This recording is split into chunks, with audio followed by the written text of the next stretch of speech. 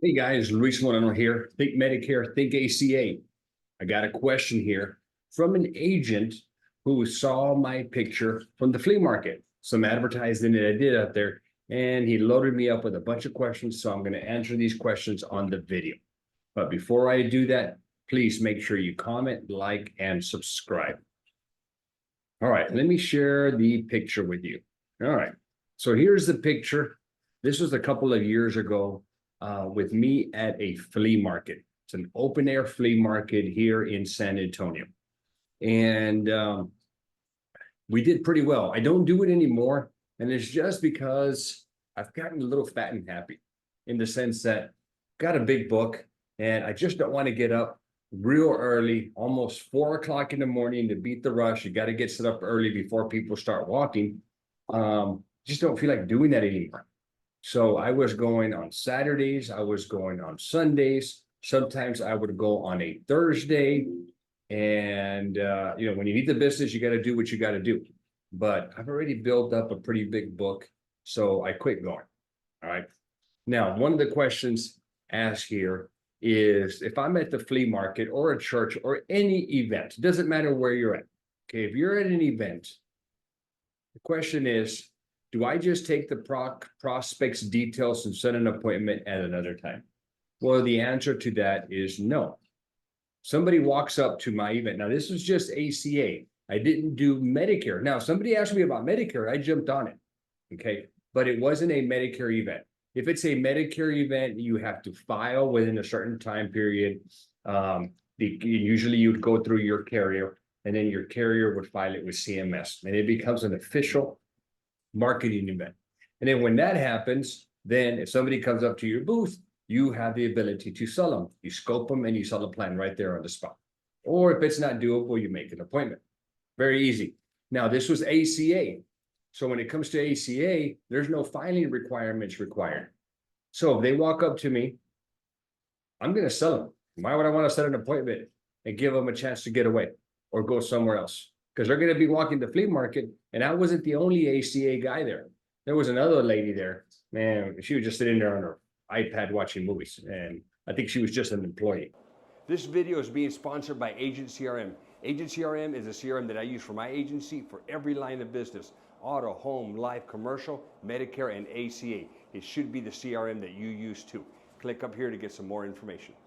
She wasn't an agent. They just probably forced her to be there. So I really didn't worry about it. But ultimately, I wanted to write them right there on the spot. So if you want to write them, you want to collect all their data, get in there. And now with the new rules, what I would do is I would collect paper scopes. Okay, not scopes, paper consent forms.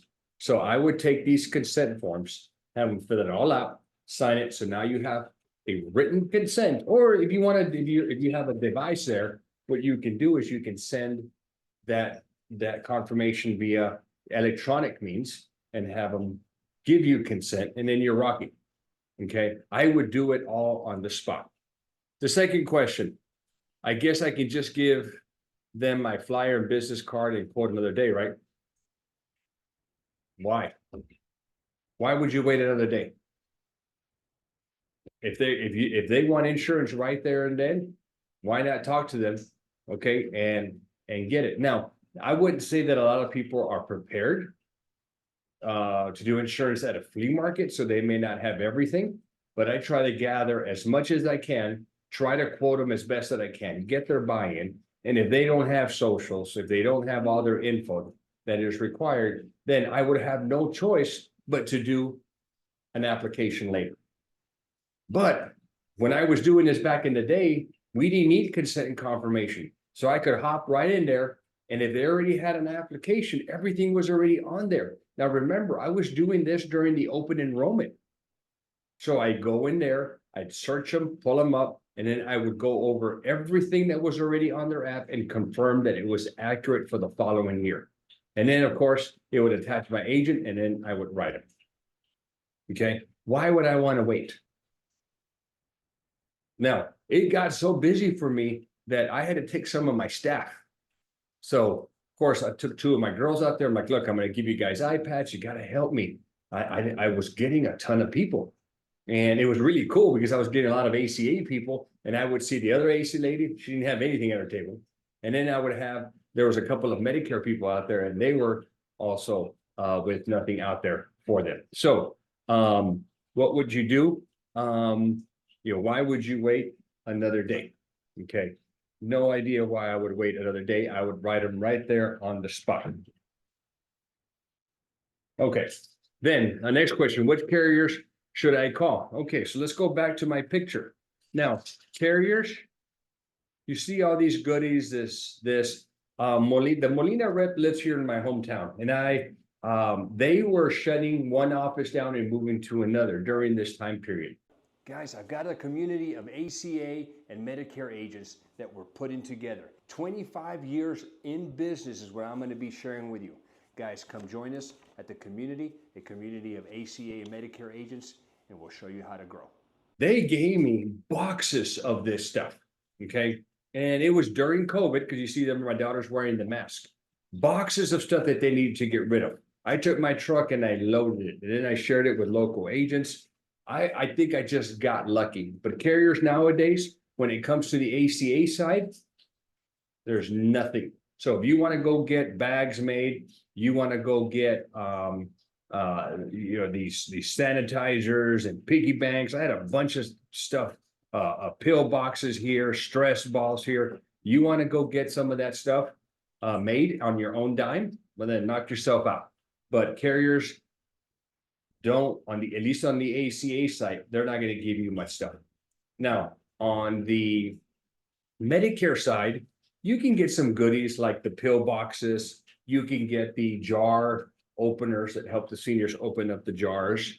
You can get that. You can get, I'm trying to think of those fly swatters, back scratchers, the shoe thing where it allows them, it helps them, the shoe, whatever it is that helps them with putting on their shoe. So gifts cannot exceed, I think, $15 on the Medicare side, and you just kind of give them away. It's not an enticement to enroll, do anything. People will just come in and you can give it to them. But so if a carrier on the Medicare side has goodies, or even on the ACA side has goodies, it's up to you to call the carrier, get a hold of your local broker rep, and ask them if they got goodies. But Molina was the only one that I got stuff for. That's it. I didn't get stuff for anybody else. Okay, I had United, Aetna, I had Blue Cross Blue Shield, I had Oscar. None of them gave me any stuff. It was just Molina. But remember, they were moving from one location to another. So I just got lucky. Next question that I got. Who do you give these free presents to at the flea market? Everybody. People are walking by. I wanted to get rid of this stuff. I had it in my garage. I wanted to get rid of it. So what we did is, towards the end of open enrollment, I still had a bunch of stuff. I literally was walking up to people and telling them, here you go, take it. They're like, I don't want it. I don't care if you want it. You're taking it. It's free stuff. And I was putting stuff in there and I just wanted to get rid of the stuff. So give it to whomever you want. Okay. This Facebook ad course. So we have a Facebook ad course that we are affiliate of, that we promote. Does it help attract off-exchange clients? The Facebook course attracts clients. Okay, that's it. On exchange or off exchange, that's up to you. On exchange, they get subsidies. Off exchange, they don't. Maybe they make too much money. So the ads that you're running are ads to attract clients or to attract leads. So just depends on your client on whether they're going to be on exchange or off exchange. And do you place ads for private health insurance? There's no such thing as private health insurance. Okay. There's short-term health insurance, but the rules change September the 1st. So September the 1st, you can now only write a 3-month policy with one carrier. Now you can go to another carrier and write another 3 months. Then you can go to another carrier and write another for 3 months. But every time you write, you're going through underwriting. So if they're with carrier number 1 and they get a health condition, something serious, carrier number 2 is not going to take them. You're like, hell no, we don't want them. Okay, they're only going to take them if they're healthy. Carrier 3, wherever your lineup is, once something's going on with them, they're done. So you're going to have to ACA them. So short-term medical, now is exactly what it's supposed to be. Short-term medical. It's supposed to be a bridge. So if you're considering short-term medical to be private, then that's what you get. 3-month policies. You want to know everything about ACA or Medicare? Click up here to get my ACA and Medicare smart books. And then, yes, our private health insurance subsidized. No, private health, these or these short-term plans that are offered through United Healthcare or United Health One, Pivot, Allstate, and there's some other ones out there. They're all run by insurance companies and they're 100% not subsidized, regardless of your income. And they also are fully underwritten. It means you're going to have to answer all the questions on that app for them to get through. Now, sometimes it's just 5 questions. Very, very simple. But I will tell you, they are not going to cover pre-existing condition. They are not going to cover maternity. They are going to have an extremely weak prescription plan, maybe a discount plan. Okay. It is not designed to be like an ACA policy. Okay. It's designed to be a bridge between here and here. So maybe you lose your employment and you lose your coverage on this date, and you're going to start an ACA plan on this date. What do you do in between? You put a short-term plan in between to help them out. Okay. All right. So I hope that helps you guys out. Good questions from an agent. Again, this is Luis Moreno with Think Medicare, Think ACA. Do me a favor, guys. Like the video. Give me that thumbs up. Subscribe. All right. And if you have any comments, post them down below. I do respond to them. If you click on the description, you're going to get a bunch of stuff down there, guys. I have my incredible Agent CRM tool that you've got to use, guys.